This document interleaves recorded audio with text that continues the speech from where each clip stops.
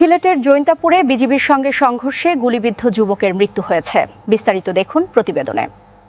বিজিবির সঙ্গে সংঘর্ষের ঘটনায় গুলিবিদ্ধ মোহাম্মদ আতিক আহমেদ মারা গেছেন।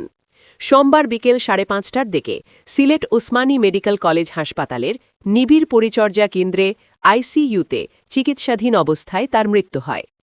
জৈন্তাপুর মডেল থানার ভারপ্রাপ্ত কর্মকর্তা মোহাম্মদ মাহবুবুর রহমান মোল্লা মৃত্যুর বিষয়টি নিশ্চিত করেছেন। নিহত আতিক জৈন্তাপুর উপজেলার গৌরীশঙ্কর গ্রামের মৃত নূর নবীর ছেলে।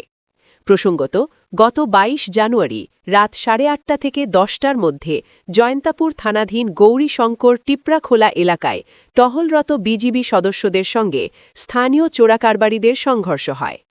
এক পর্যায়ে চোরাকারবারিরা বিজিবি সদস্যদের লক্ষ্য করে ইট পাটকেল নিক্ষেপ করলে এক বিজিবি সদস্য মাথায় গুরুতর আঘাত পান। এ সময় আতিক আহমেদ গুলিবিদ্ধ হন। এ ঘটনায় বিজিবি সদস্যসহ আরও 3 জন আহত হন। পরে গুরুতর আহতাবস্থায় তাকে সিলেট ওসমানী মেডিকেল কলেজ হাসপাতালে পাঠানো হয়।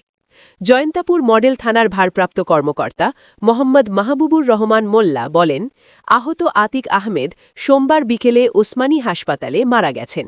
এ বিষয়ে পরবর্তী আইনগত ব্যবস্থা নেওয়া হবে।